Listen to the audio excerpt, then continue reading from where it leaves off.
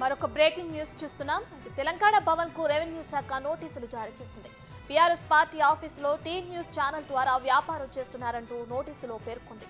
Party office నుంచి tea news channel ను ఎప్పటిలోగా షిఫ్ట్ చేస్తారో వారంలోగా వివరణ ఇవ్వాలంటూ బీఆర్ఎస్ భవన్ ఇన్ఛార్జ్ శ్రీనివాస్ రెడ్డిని ఆదేశించింది.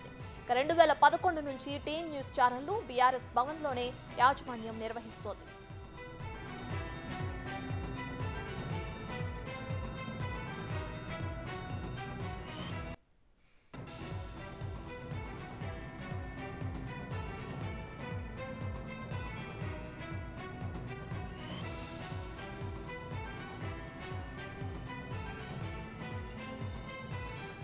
రైట్, ఇదే అంశానికి సంబంధించి మరింత సమాచారాన్ని మా ప్రతినిధి రాణా అందిస్తారు.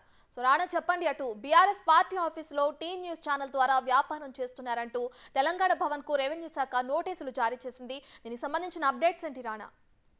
2011 నుంచి టీ న్యూస్ తెలంగాణ భవన్ లోనే వారు నిర్వహిస్తున్నారు.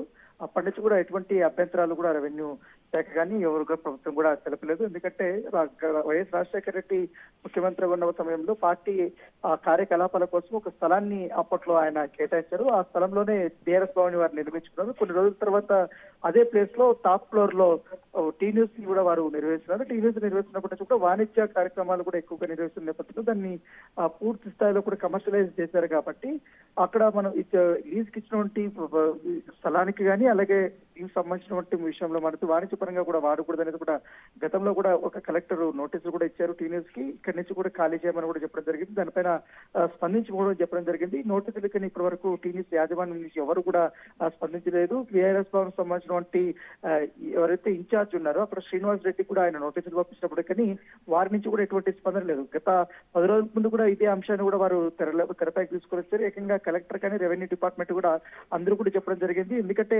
ఆల్రెడీ ఆ ప్రభుత్వం మారిపోయి ఇన్ని రోజులు దాదాపు 10 సంవత్సరాల పాటు కూడా బీఆర్ఎస్ ప్రభుత్వం వదిలినప్పుడు వారు యథేచ్ఛగా కూడా అక్కడ అక్రమంగానే టీ న్యూస్ ని అక్కడ నడుపుకున్నారు. ఇప్పుడు ప్రభుత్వం మారినా కూడా అనేక సార్లు నోటీసులు ఇచ్చినా కూడా వారు స్పందించకపోగా కూడా వారు ఇంకా అక్కడే నిర్వహిస్తున్నారంటూ కూడా వారు అభ్యంతరం చెప్పడం జరిగింది. వారం రోజుల లోపల కూడా ఖచ్చితంగా స్పందించాలనేసి కూడా ఇప్పుడు తాజాగా నోటీసులు అయితే జారీ చేసినట్టు నేపథ్యం ఏర్పడుతుంది. పూర్తి స్థాయిలో కూడా టీ న్యూస్ ని అక్కడి నుంచి కూడా తరలించాలని కూడా చెప్పడం జరిగింది. ఈ నేపథ్యంలో ఇప్పటికే వారు చెప్తున్నటువంటి వర్షన్ మాత్రం ఆల్రెడీ మేము ఈ టీ న్యూస్ ని ఈ యొక్క ప్లేస్ నుంచి వేరే ప్లేస్ కి షిఫ్ట్ చేయడానికి కూడా మేము సన్నాహాలు చేస్తున్నాం.